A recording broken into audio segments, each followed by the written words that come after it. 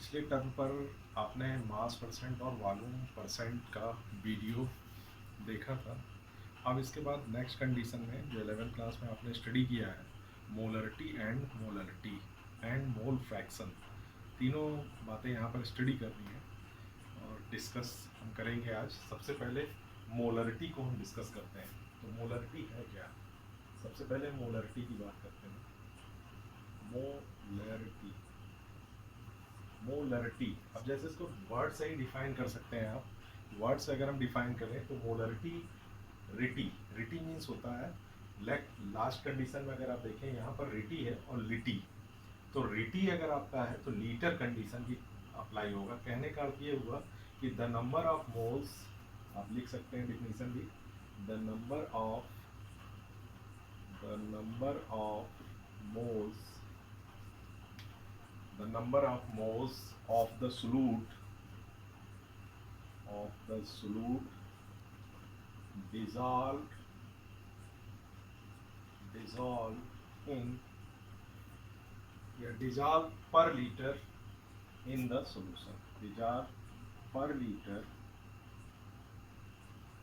in the solution, it is known molarity। इसको हम कह सकते हैं मोलरिटी। तो the number of moles of the solute dissolved per liter in the solution, it is known as molarity। इसको अगर हम रिप्रेजेंट भी करते हैं तो रिप्रेजेंट करने के लिए हम यहाँ पर यूज करते हैं कैपिटल एम। अगर हम इसको रिप्रेजेंट करते हैं तो कंडीशन आपकी कहलाती है कैपिटल एम। अब जैसे मोलरिटी की हम बात करते हैं तो मोलरिटी की यूनिट की भी बात करनी होगी। तो मोलरिटी की अगर यूनिट आप देखें तो इसको भी हम निकाल सकते हैं, मोलरिटी की यूनिट को।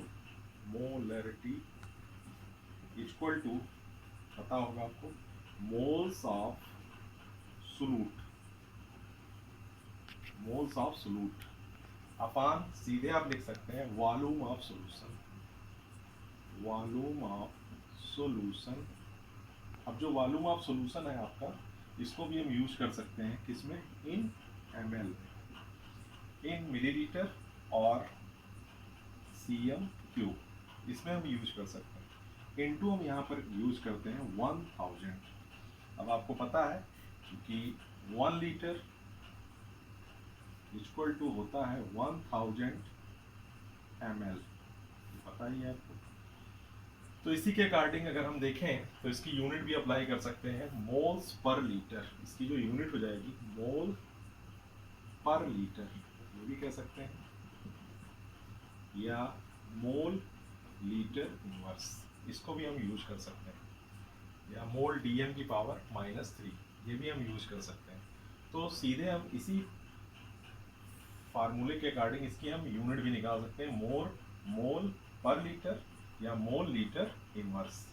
तो ये तो हो गई इसकी यूनिट।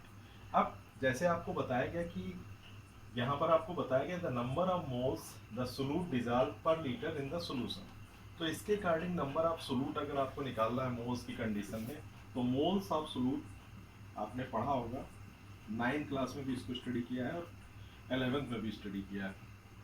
तो मोल्स ऑफ सोल्यूट आपको निकालना है तो आपको पता होगा कैसे निकालते हैं, मास ऑफ सोल्यूट अपान, यहाँ लिख सकते हैं molar mass of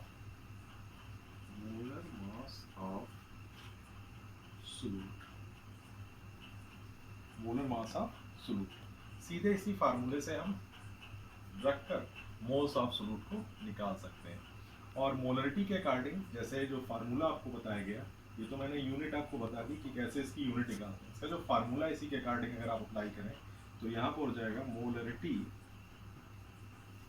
molarity equal two moles of solute, यही जो मैंने ऊपर राइटअप किया है, मोल्स ऑफ सोल्यूट रख देंगे अपान वॉल्यूम ऑफ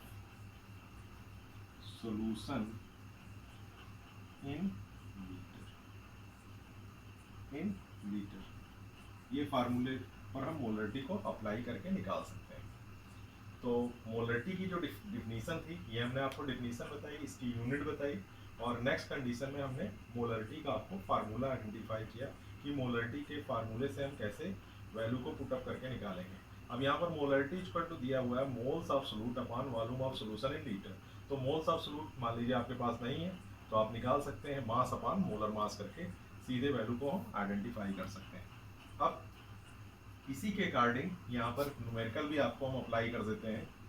न्यूमेरिकल को अगर हम देखें, एक न्यूमेरिकल भी इस पर लगाते चलिए साथ में, तो ज़्यादा ठीक रहेगा। तो न्यूमेरिकल एक देख सकते हैं, 2.48 ग्राम 2.48 ग्राम ऑफ NaOH, और इसका मोलर मास दिया गया है, मोलर मास 40 दिया गया है, are dissolved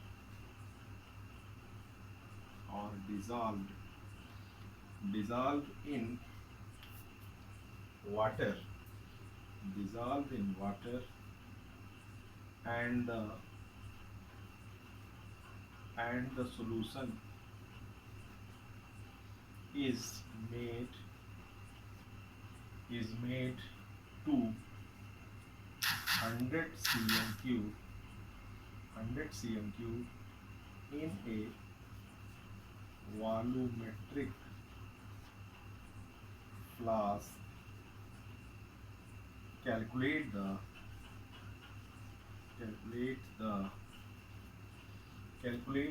molarity of the solution.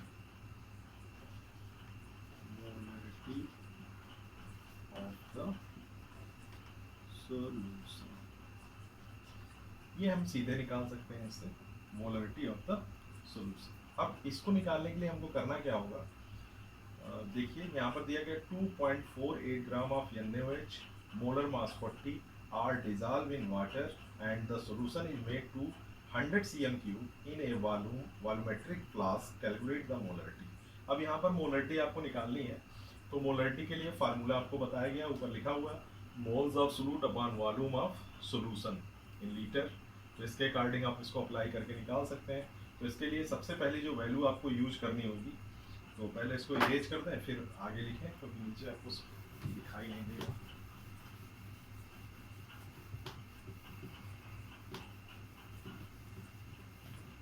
तो सबसे पहले हम देख सकते हैं इसको, जो हमको फार्मूले को निकालना है, तो यहाँ पर दिया गया है 2.48। तो सबसे पहले हम लिखेंगे अमाउंट ऑफ NaOH।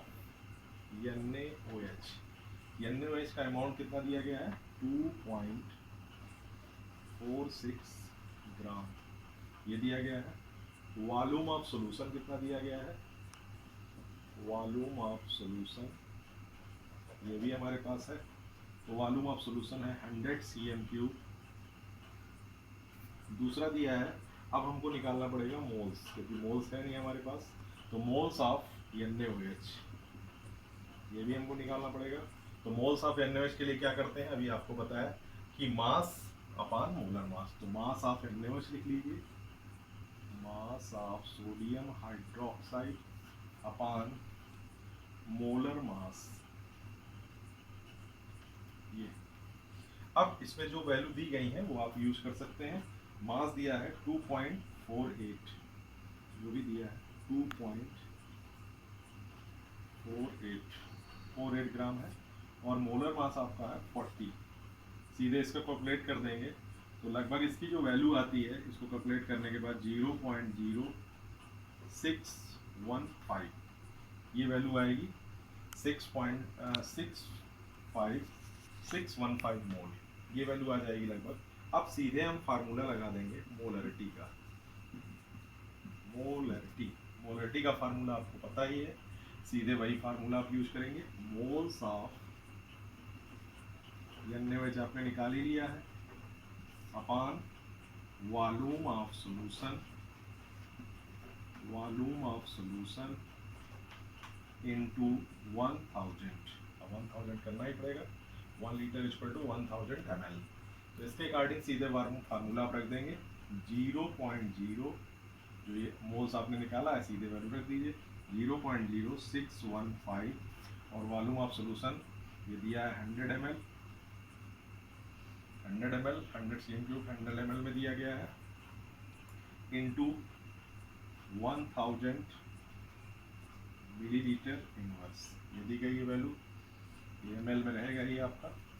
अब इसको भी कैलकुलेट करते हैं तो आंसर आपका आ जाएगा, जो ऊपर वैल्यू आई है आपकी 0.0615 मोल, यही नियर अबाउट ये भी वैल्यू इसी के बराबर ही आएगी, 0 पॉइंट थोड़ी सी अंतर होगा, 0.15615 मोल लीटर। इसको सॉल्व करके आप चेक भी कर सकते हैं। तो ये तो हो गई आपकी मोलरिटी। मोलरिटी को हम कैसे आइडेंटिफाई करते हैं, इसको भी हम इसी फार्मूले से अप्लाई करके निकाल सकते हैं।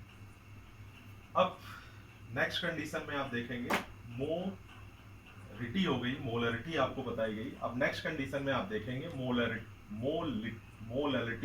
अब मोलरिटी आपने देखा, अब इसके बाद मोलरिटी एंड मोल फ्रैक्शन को हम नेक्स्ट वीडियो में आपको शेयर करेंगे।